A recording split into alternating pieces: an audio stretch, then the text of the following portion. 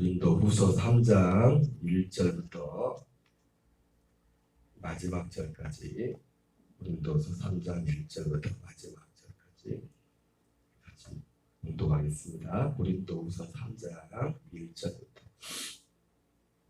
우리가 다시 자천하기를 시작하겠느냐?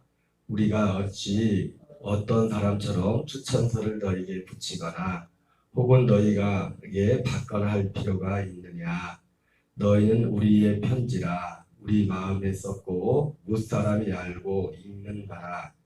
너희는 우리로 말미암아 나타난 그리스도의 편지니 이는 먹으로 쓴 것이 아니요 오직 살아계신 하나님의 영으로 쓴 것이며 또 돌판에 쓴 것이 아니요 오직 육의 마음판에 쓴 것이라.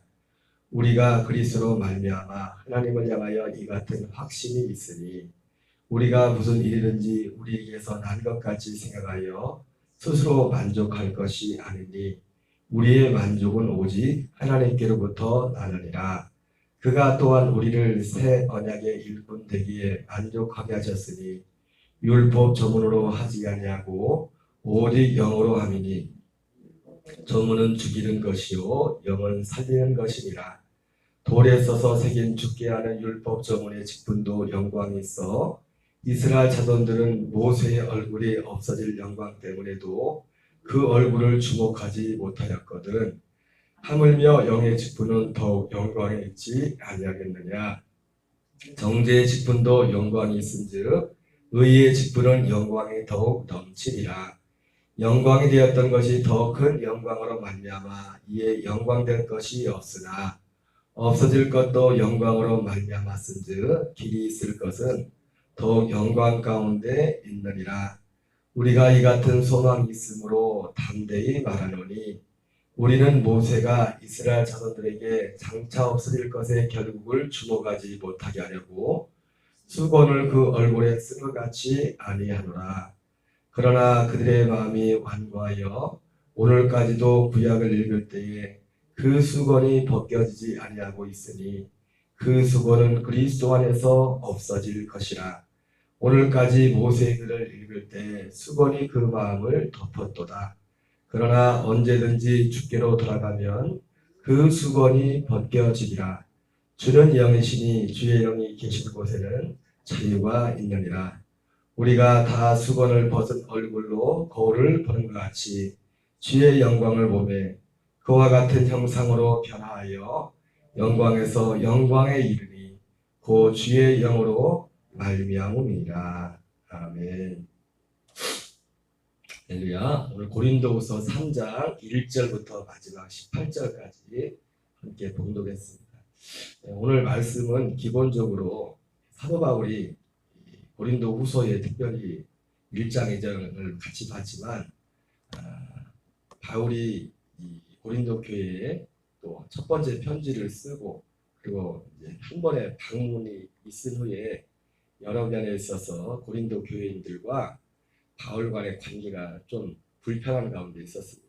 그래서 사도 바울이 어제도 말씀해 봤지만은 바울이 드로아에 이르렀을 때 아시아 에베소 지역에서 원래 에베소에서 이제는 첫 번째 고린도 교회 편지를 썼었는데 아마 그 중간에 성경에 기록은 없지만은 바울이 스스로 이제는 아마 고린도 교회에 방문했던 적이 있었을 것 같습니다. 기분 좋은 마음으로 갔으면 좋았을 텐데 정확히는 모르겠지만 그 첫 번째 실제로 사도 바울이 편지를 쓰고 나서 가거나 고린도 교회를 방문하고 나서 그 사도 바울이 차라리 가지 않으면 좋았을 뻔했을 것 같다 할 정도로 관계가 좀 좋지 않았어요. 그래서 여러 가지 염려가 있어서 바울이 또 이제 디도를 편에 이제는 디도를 보냈었는데 드로아 지역에 이르렀을 때 전도의 문이 열렸는데도 와야 될 디도가 오지 않으니까 바울의 마음이 불편해가지고 이제 다시 이제는 그 고린도 지역을 향해 가려고 이제 쉽게 말해서 전도의 문이 열렸는데 전도를 둘째치고 이제는 그 유럽으로 마게도나에 이르러서 이르게 됩니다. 다행히 이제 뒤에 보면 알겠지만은 바울이 이제는 디도를 만나게 되고 디도로부터 자기가 걱정했던 염려했던 그런 것들을 해소할 만한 그런 얘기를 다행히도 고린도 교인들이 마음을 풀었고 또 이런 여러 가지 자기가 말했던 그런 부분들에 대해서 고린도 교인들이 돌이켰다는 그런 기쁜 소식을 전하는 것이 이제 고린도후서 7장에 기록이 되어 있습니다. 그런 문제, 고린도 교인들과의 문제도 문제지만 오늘 3장, 특별히 이 3장에 나와 있는 내용은 고린도 교인들 자체도 문제였지만은 특별히 사도 바울이 뒤에도 그런 내용이 나오지만은 이때 당시 지금도 사실은 뭐 그것이 그런 지금도 이제 지금 교계에도 그런 문제가 없다고 할 수 없겠지만은 바울을 대적하는 특별히 사도 바울이 제일 공격을 많이 받던 특히 같은 복음을 전하면서 예수님을 믿는다고 하는 사람들 중에서부터 사도 바울이 공격을 당했는데 사도 바울을 공격하던 그 많은 공격자들 중에 대표적인 사람들이 율법주의자들이었죠. 율법주의자들. 사도 바울은 누구보다도 예수님 만나기 전에 율법의 의론은 흠이 없다고 할 정도로 율법주의자 중에 율법주의자죠. 그렇죠? 그래서 예수님 만나기 전에 예수 믿는 사람들, 그런 사람들을 이제 죽이려고 앞장서 다녔던 사람 중에 한 사람이 사도 바울이었죠. 근데 예수님 믿고 나서도 특별히 이 복음이 제일 먼저, 여러분 우리가 알 것은 예수님이 그런 말씀했죠. 나는 이스라엘 집에 잃어버린 양에는 얘는 보내심을 받지 않았다 그랬는데 어쨌든 이 예수 그리스도를 처음 믿은, 처음 구원받은 120명은 100% 유대인이었어요. 100%. 이방인은 아무도 없었어요. 다 유대인들이었어요. 유대인들에게 먼저 복음이 전해졌죠. 유대인들에게 율법이 있지 않습니까? 근데 율법이 있어서 예수님을 믿고 나서도 유대인들 가운데 우리가 그 중에 대표적인 것이 갈라디아서고 히브리서, 물론 다른 성경도 그렇지만은 갈라디아서나 히브리서에서 그 부분을 사도 바울이 더 구체적으로, 물론 히브리서를 쓴 사람은 사도 바울이 아닐 수 있지만은 그 부분을 언급하고 있는데, 특별히 그 사도행전 15장이나 그 성경을 보면 갈라디아서가 사실 그 사도행전 15장 예루살렘 총회를 배경으로, 그 전후를 배경으로 이제 쓰여진 건데, 예수 믿으면서도 너희들이 할례를 받지 않으면, 그 유대인은 어떤 사람들이 안디옥 교회에 와가지고 그런 얘기를 하죠. 너를 참 열심히 하는데 할례 받지 못하면 예수 믿어도 구원받지 못해. 쉽게 말해서 모세 율법을 다 철저히 지켜야 된다는 거죠. 쉽게 말해서 요즘 이단들 중에서도 구원을 받으려면은 하나님의 교회 같은 경우는 그들은 새 언약을 6월절을 지켜야 된다고 해가지고 이스라엘 사람 6월절을 지켜야 되고 절기를 지켜야 되고 이런 일을 해야 된다는 것처럼 그런 사람들이 많이 있었습니다. 그런데 사도 바울은 그 모든 것이 그리스도 안에서 완성됐다는 거예요. 바울의 가르침, 성경의 가르침. 이 모든 것들은 절기나 제사법이나 모든 법들은, 그래서 제가 요한복음 말씀을 전하면서 그런 말씀 있잖아요. 모세의 율법을 지키는 것은 다른 것이 아니라, 뭐가 모세의 율법을 지키는 거라고 했어요? 하나님이 보낸 자를 믿는 것이 모세의 율법을 지키는 거예요. 이 말은 뭐냐면 예수 그리스도 안에서 모든 모세의 법이 완성됐다는 겁니다. 완성됐다는 거예요. 그 절기도 제사법도 그 모든 것들이 그리스도를, 장차 오실 그리스도를 예표하는 이 예수님을 바라보면서 예수님이 오시기 전까지, 그리고 우리가 율법을 우리가 지키는, 여러분 그렇다고 오해하지 마십시오. 우리가 십계명 있는데 십계명을 어겨도 된다는 말이 아니에요. 하나님이 주셨던 계명, 예를 들어 사랑하라, 이런 것들을 우리가 살인하지 말라, 이렇게 예수님 모세 율법에 그렇게 됐지만은 예수님은 뭐라고 했어요?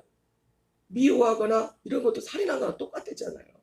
그러니까 예수님이 주신 법은 모세 율법보다 훨씬, 이거는 내가 그렇게 되지 않으면, 그런 사람이 되지 않으면 지킬 수 없는 법이 예수님이 주신 법. 그러니까 예수님을 믿는다는 것과 예수님이 율법을 폐하는 것이 아니라 율법을 완성케 하라고 했잖아요. 그것은 첫째 것을 폐하고 둘째 것을 세우러 왔다는 이 말씀과 똑같은 거라고. 어쨌든 그래서 사도 바울의 대적자들은 교회 밖에 있었던 게 아니라 교회 안에 있는 사람, 특히 같이 복음을 전한다는 사람들로부터 사도 바울이 수많은 공격을 받아요. 지금이야 우리가 사도 바울을 사도라고 말하고 우리가 사도 바울의 고리는 사실은 예수님이 12사도보다 지금 우리가 믿는 실제로 성경, 신약 성경의 절반 이상을 사도 바울이 썼기 때문에 우리의 믿음이 실제적으로 사도 바울의 영향을 많이 받고 있어요. 물론 그렇다고 다른 사도들이 사도 바울과 다른 말을 한 건 아닙니다. 똑같은 말을 했어요. 그러나 사도 바울이 훨씬 더 많은 성경 기록을 남겼고 우리가 알아야 될 믿음의 모든 도리에 있어서 바울의 그 가르침이 우리의 신앙의 가장 중요한 부분을 차지하고 있는 것은 우리가 의심할 여지가 없고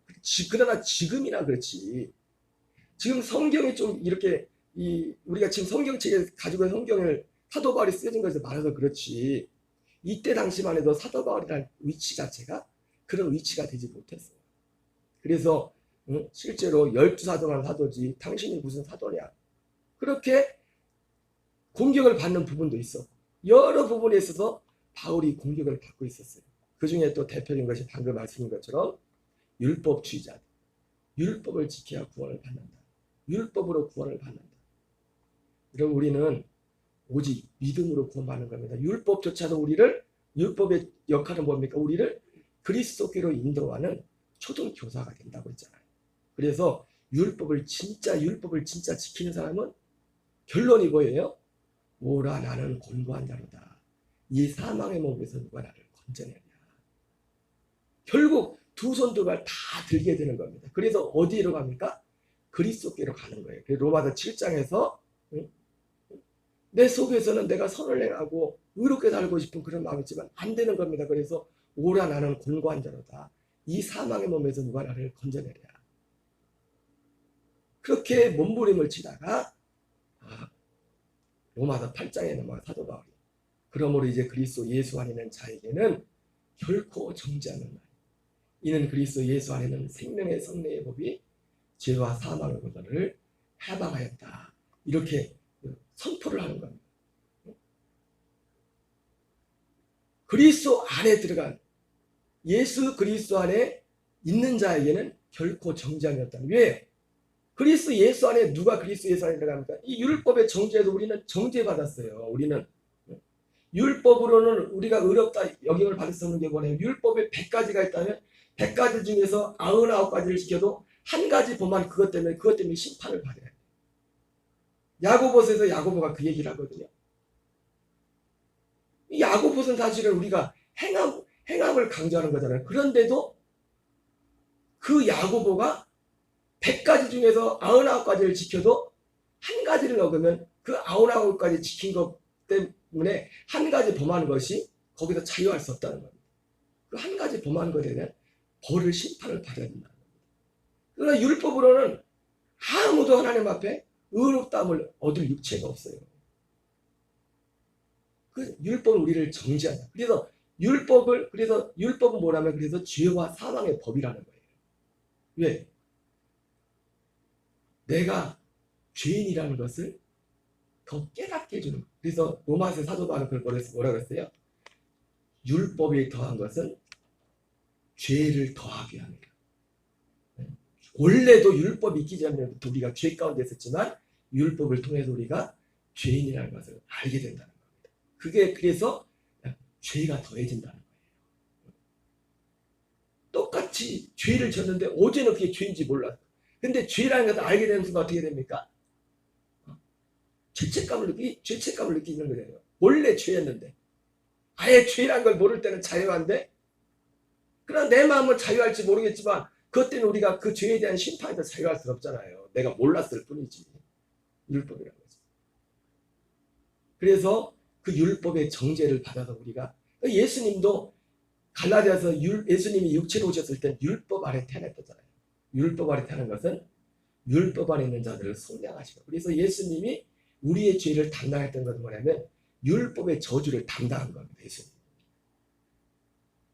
율법의 저주를 담당하고 율법의 저주를 받아서 예수님이 십자가에서 죽은 거예요. 우리 대신 율법의 저주를 받는데 우리도 예수님 믿는다는 건 뭐예요? 우리도 같이 예수님과 함께 십자가에서 심판을 받으면 우리의 심판이 끝나는 거예요.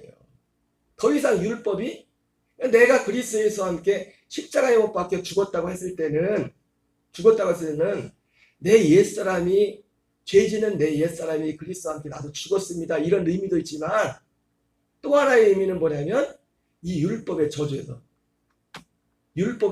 이미 심판을 받았다는 거예요. 내가 저주를 받았다는 거예요. 여러분 그래서 제가 항상 말씀드리는 거지만 우리가 육을 입고 이 땅에 예수 믿으며 살아가면서 육을 입고 있어서 이런저런 문제도 만날 수 있지만 그리스도 예수 하는 자에게는 결코 이제는 정죄가 없습니다. 저주가 없어요. 우리는 저주가 끝난 사람들이에요. 저주라는 건 없어요. 그리스도 안에 온 사람은. 왜? 저주를 이미 받아버렸기 때문에. 예수님이 모든 저주는 율법을 범함으로 오는 거거든요. 율법을 범함으로. 죄 때문에 오는 거거든요. 근데 그 모든 저주를 예수님이 짊어지고서 죽으셨단 말이에요. 예수님만 죽은 것뿐만 아니라 예수 믿는다는 건 뭐예요? 나도 같이 예수님과 함께 십자가 달려서 죽은 거예요. 죽었기 때문에 여러분 우리가 참 신기한 게 뭐냐면 사람이 그러니까 참 생명이라는 게 신기한 게 뭐냐면 엊그제도 집도 그러죠. 집도 희한하게 그렇게 잘 자란 집도 사람이 안 살면 금방 망가져. 그죠? 희한해요. 근데 사람도 이게 생명의 생명. 그 안에 뭐 우리 육신의 장막도 보면요. 엊그제 그 백 목사님 모셔드리고 잠깐 또 그 얘기를 들었는데 그 백 목사님이 그랬잖아요. 아버님 돌아가셨을 때 어떤 마음에 감동이 와가지고 아버님 사망 확인서 이제 마지막 사인을 하고 이제 안치를 시켜야 되는데 안치를 해야 되는데 그 냉동실에 넣잖아요. 장례 치는 동안 사인하기 전에 잠깐 기도하겠다고 해가지고 1시간인가 아버님을 붙들고 기도해서 아버님이 잠깐 살아나서 며칠 더 살았댔잖아요. 그 스토리에 대해서는 여러분 다 알고 있지만 근데 엊그제 한데 그런 말씀 하시는 거예요. 참, 사람이 희한하더래. 아버님 돌아가셨는데 돌아가신 지 얼마 되지 않은데 벌써 딱 돌아가시니까 눈이 이게 눈 초점도 그렇고 그냥 우리가 돌아간 사람 알잖아요. 이 눈 색깔 호흡이 생명이 딱 빠져나가는 순간에 마치 우리가 사는 집도 사람이 살지 않으면 금방 망가지지. 이게 정이 뚝 떨어지대. 눈을 보는 순간에 아버지 눈을 보는 순간 이 눈이 아니야. 이 눈이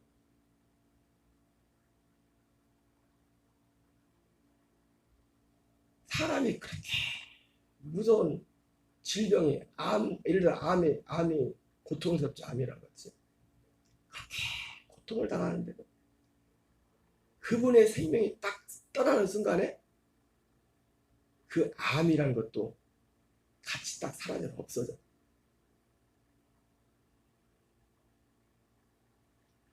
예수님과 함께 우리가 심판을 받는 거야. 이것이 더 이상 율법이 죄와 사망의 법이 우리를 다스릴 수가 없는 겁니다. 고난이 없어요. 그 사도 바울이 그것을 로마서 7장에서 말을 하죠. 로마서 7장에서 결혼을 비유로 말하면서 부부가 살아있을 때 남편과 아내가 있는데 살아있을 때 다른 남자나 다른 여자에게 가면 죄가 되죠. 그죠? 그러죠? 요즘은 또 세상이 이상해져 가지고 법도 이상하게 또 바뀌었어요. 그게 죄가 아닌 경우들이 많이 생겨버렸어요. 그러나 성경은 변함이 없습니다. 근데 만약에 배우자 중에 남편이나 아내 둘 중에 한 사람이 죽으면 남편이 됐든 아내가 됐든 다른 남자에게 다른 여자에게 가도 죄가 되지 않는다. 사도 바울이 이 율법과의 관계를 그렇게 비유하면서 우리 로마서 7장 4절에서 우리가 그리스도 예수로 말미암아 율법에 대해 죽임을 당하였으니 다른 이 곧 죽은 자 가운데 살아나심에 가서 하나님을 위한 열매가 되기 위함이라 말씀했어요. 우리가 예수 그리스도와 함께 십자가에 못 박혀 죽는 순간 우리는 그 모든 저주에서 우리는 자유된 거예요. 마치 그렇게 무서운 암이 어떤 사람을 지배하고 있어도 그 사람의 호흡이 딱 끊어서 암에서 완전히 암병 실제로 암이 떠나가고 모든 몸에 있던 모든 것들이 다 떠나가고 질병들이 그 사람한테 죽어나지 못합니다. 우리가 예수님과 함께 죽었다는 것이 그런 의미예요. 그리고 우리가 예수님과 함께 죽은 것은 단지 그 죄에서 끝나는 게 아니라 다르니 죽은 자 가운데 살아나시니 그리스도 안에 가서 그리스도 안에서 하나님의 그리스도는 누굽니까? 두 번째 나타나신 그리스도죠. 그러니까 육체로 오신 예수님은 바로 우리를 율법의 저주에서 우리를 자유케 하시고 그리고 우리 옛사람 우리 인간의 노력과 의지로 안 되는 사도 바울이 오라 나는 권고한 자라다. 우리 옛사람을 장사지내고 우리가 실제로 우리를 죽음에 연합하게 하고 이제 하나님의 아들의 생명으로 살게 하는 그런 새로운 하나님의 이 아들의 생명으로 살게 하는 이것이 바로 하나님의 영원한 약속이고 이것이 복음이라고 했죠. 아들의 생명으로 살게 하는 이 약속을 주신 겁니다. 약속.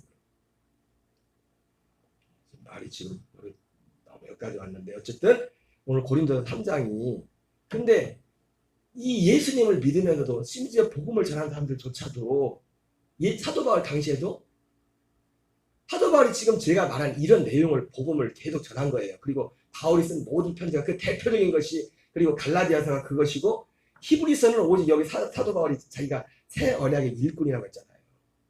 새 언약의 일꾼이라고 했는데 그 새 언약에 대해서 히브리서 전체가 새 언약이란 말이에요. 새 언약에 대해서 쓰고 있단 말이에요. 그래서 구약의 유대교와 그리스도교를 사도 바울이 비교하면서 구약의 대제사장들과 예수님을 비교하면서 구약의 모세와 예수님을 비교하면서 히브리서 구조는 계속 옛 언약과 새 언약에 대해서 말을 하면서 예수님이 오신 것은 히브리서 10장 9절 10절 말씀처럼 아버지 내가 아버지의 뜻을 행하였습니다. 아버지의 뜻은 첫째 것을 폐하고 둘째 것을 세우리 하십니다. 둘째 것이 새 언약이에요. 새 언약. 예레미야 31장 31절부터 34절에 나와 있는 하나님이 약속했던 그 새 언약. 첫 번째 언약은 돌판에 새겼지만 이 새 언약은 우리 마음판에 새긴 우리 마음에 새긴데 그 마음에 새긴 게 뭐예요? 그 하나님의 아예 생명을 주는 생명. 하나님의 그 생명. 여러분 모세의 율법도 제가 뭐랬어요? 하나님께로부터 통보했죠. 그렇죠? 그래서 모세 율법도 의로운 거예요. 근데 문제는 뭐예요? 우리가 의롭지 못하기 때문에 그 법을 지키고 순종할 수가 없어요. 100%. 여러분 사람이 희한한 게 뭔지 아십니까? 우리의 죄성이라는 것이. 여러분이 멀쩡히 가만히 있다가도 여러분 제가 지금 말씀 전할 때 이 컵 쳐다봤어요? 안 쳐다봤어요? 예? 봤어요? 안 봤어요? 이거 보고 있었어요? 안 보고 있었어요? 있는 건 알았지만 안 쳐다봤잖아요, 잘. 근데 만약 제가 설교하면서 절대로 이거 쳐다보면 안 돼요.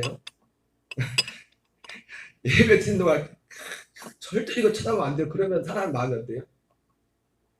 보고 생각도 없던 것이 저렇게 보고 싶은 마음이 생겨. 보고 싶은 마음. 하나님의 표현이 좀 그러지만 율법은 전혀 문제가 없어요. 그래서 로마서에서 율법도 하나님의 한 의라고요. 의. 그래서 우리가 예수 안 믿고도 구원받을 방법이 있어요. 율법을 다 지키면 구원받을 수 있어요. 근데 있어요? 없어요? 그 사람이? 없어요. 율법은 의로운데 우리 옛사람은 의롭지 못할 때. 그래서 율법의 의로를 하나님 앞에 의롭다 인정을 받은 사람이 아무도 없다고 하던 말이 많아요. 이게 성경의 결론이에요. 성경의 결론.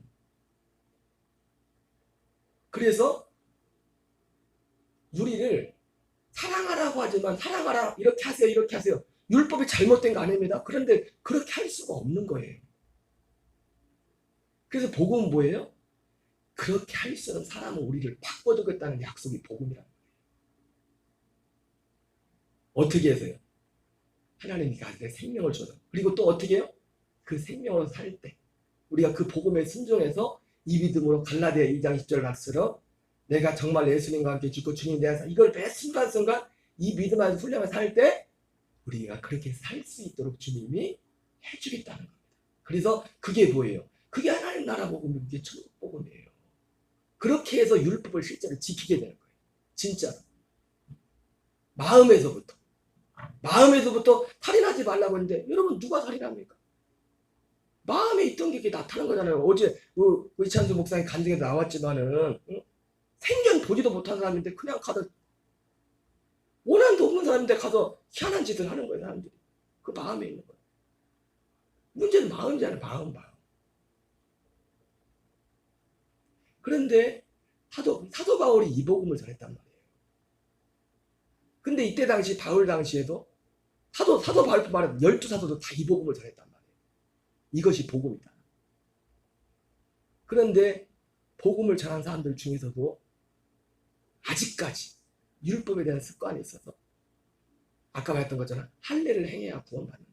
율법을 철저히 자기들도 사실 다 지키지도 않으면서 지키지도 못하면서 앞에서는 지키면서도 그러는 사람들이 있었단 말이에요. 그래서 바울을 대적했단 말이에요. 오늘 말씀은 사실은 어떤 내용이냐면 그때 당시에는 교회가 이런 규모가 작기 때문에 이렇게 사도 바울도 순회 선교사예요. 저처럼 어떤 한 교회 정착해서 한 교회만 목회하는 목회자가 있다고 사도 바울이 여기저기 다니면서 교회를 개척하고 교회를 세우는 그런 일을 했단 말이에요. 그리고 교회가 그때 당시는 얼마 그렇게 지금처럼 전 세계적으로 교회가 많이 퍼지지 않았었죠.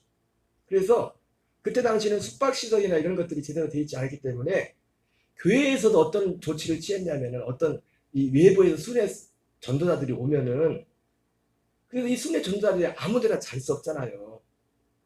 그래서 여러 가지 이유 때문에 이 교인들이나 어떤 사람들이 믿을 만한 그런 사람들의 추천을 받으면 그 사람을 영접을 했단 말이에요. 순회 전도자를 인정하고서 그 사람을 자기 집에서 뭐 하루든 이틀이든 3일이든 잠도 재고 숙식을 이렇게 제공이 됐단 말이에요.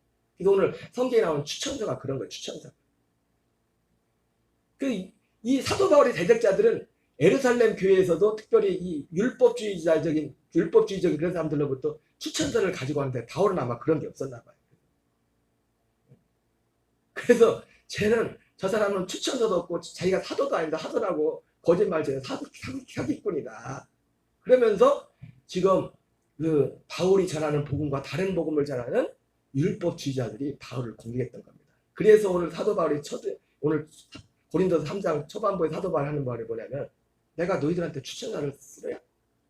내 추천서가 필요 없다는 게 아니라 어떤 하나의 그런 약속했던 것들 어떤 면에서 보면 교회의 공동체를 유지하기 위해 외부에서 뭐 고발하고 뭐 교회가 어려움도 당할 수 있다. 그래서 아무나 들이지 않았단 말이에요. 그때 당시. 그리고 지금처럼 교회 사람들 들어오는 걸 아무나 들어온 게 아니라 철저히 검증을 거쳐서 그 교회 공동체에 들어오겠다. 어떤 과정을 거쳐가지고. 사도 바울이 그래서 그런 배경하에서 오늘 그 얘기를 하는 겁니다. 내가 여러분들한테 추천서를 보내고 나 다 있을까요? 그러면서 내 추천서가 필요 없다는 게 아니라 여러분들이 살아있는 추천서. 여러분들이. 왜? 바울로부터 복음을 받은 고린도 교인들, 이 사람들이. 추천서. 그러면서 그런 의미의 사도 바울이 오늘 그래서 3절에 너희는 우리로 말미암아 나타난 그리스도의 편지니 이는 너그로 쓰는 것이 아니오 오직 살아계신 하나님의 영으로 쓴 것이며 또 돌판에 쓴 것이 아니오 오직 육의 마음에 반해 쓴 것이라. 우리가 그리스도로 말미암아 하나님을 향한 이 같은 확신이 있으니 우리가 무슨 일이든지 우리에게 나는 것 같이 생각해 스스로 만족할 것이 아니니 우리의 만족은 오직 하나님께로부터 하느니라. 말하면서 새 언약에 대해서 뒤에 이제 구체적으로 말하는 겁니다. 여러분 오늘 말씀의 요지 특별히 결국 사도 바울이 이 말도 하지만 우리의 만족은 오직 하나님께 있습니다. 사람에게도 칭찬을 받고 사람에게도 우리는 칭찬을 받아야 돼요. 그러나 우리의 진정한 칭찬, 우리의 진정한 만족은 태연하게 산다는 게 사실 그거예요. 그 사도 바울이 살든지 죽든지 내 안에 그리스도만 존귀케 되기 원한다. 왜? 그게 그의 만족이기 때문에 진짜 만족이기 때문에. 아무쪼록 오늘 이 말씀을 통해서 다시 한번 우리가 태연하게 이 복음 안에 산다는 것이 무엇인지를 다시 한번 생각하면서 오늘 이 한날도 오직 그리스도 안에서 주님이 주시는 생각과 그 마음과 그 중심으로 승리하는 저와 여러분 되시기를 주의 이름으로 축원합니다. 우리 주기도문으로 마치겠습니다. 하늘에 계신 우리 아버지여 이름이 거룩히 여김을 받으시오며 나라의 마옵시며 뜻이 하늘에서 이루어지는 같이 땅에서 이루어지이다.